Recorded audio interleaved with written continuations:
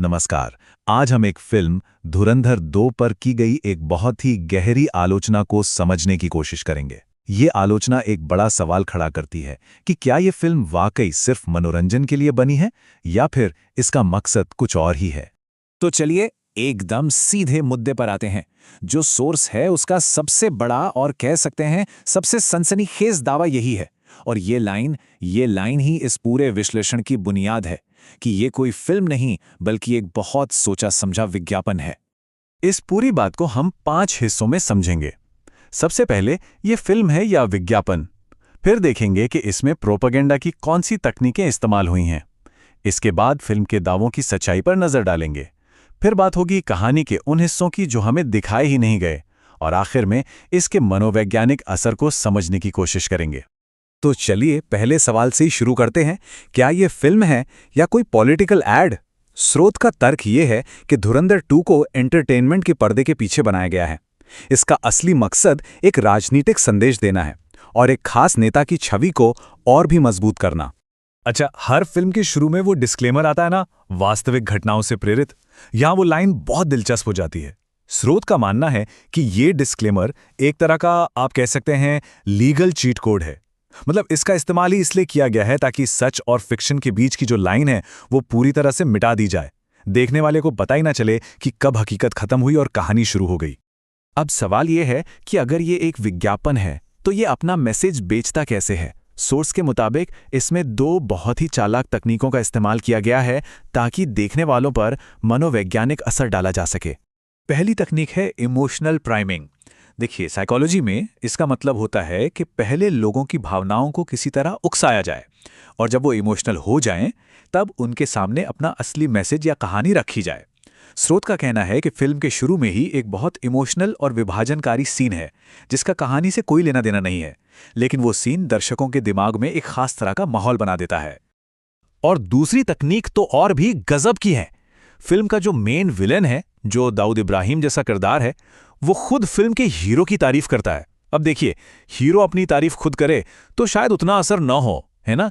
लेकिन जब आपका सबसे बड़ा दुश्मन आपकी ताकत को माने तो दर्शकों के मन में हीरो की छवि जाहिर है और भी पावरफुल बन जाती है। ये किसी की विश्वसनीयता बनाने का एक बहुत ही स्मार्ट तरीका है।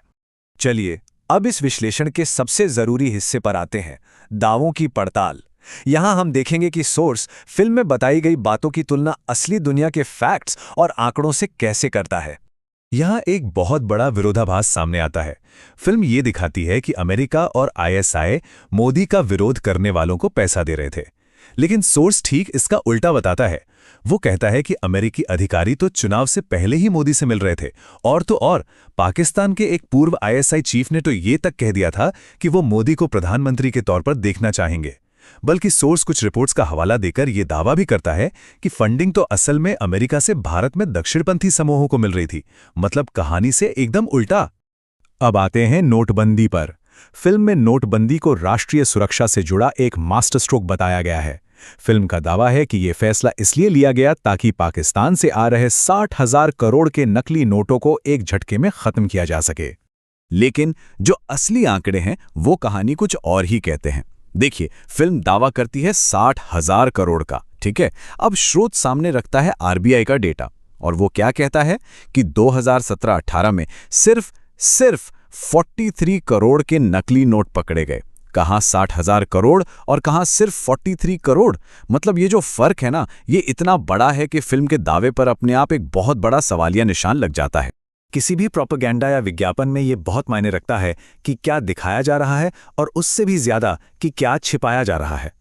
सोर्स का तर्क है कि इस फिल्म ने कहानी के कुछ बहुत जरूरी हिस्सों को जानबूझकर गायब कर दिया है ताकि एक खास तरह की कहानी ही लोगों तक पहुंचे।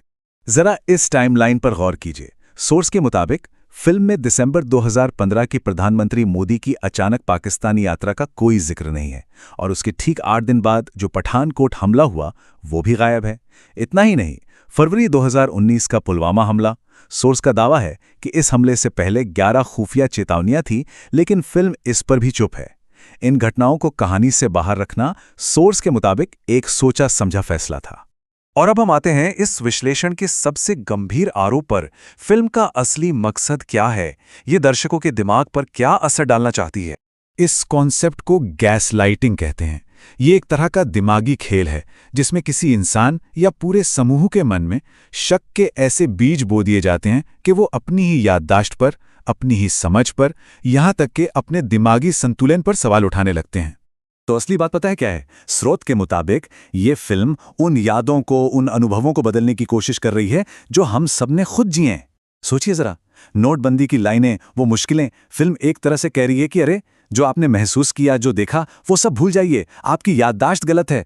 सच तो ये है कि वो एक मास्टर प्लान था। ये सीधा सीधा लोगों के अपने सच को बदलने की एक कोशिश है। और आखिर में स्रोत चुनाव आयोग और सुप्रीम कोर्ट के सामने एक बहुत बड़ा सवाल छोड़ता है। क्या हमारे लोकतंत्र में ऐसी फिल्मों को इजाजत मिलनी चाहिए जो सच और कल्पना को मिलाकर एक नेता का महिमा मंडन करे और दूसरे को विलन बना दें? ये सवाल सिर्फ एक फिल्म के बारे में नहीं है, ये मीडिया, राजनीति और एक समाज के तौर पर हमारे भविष्य के बारे में है।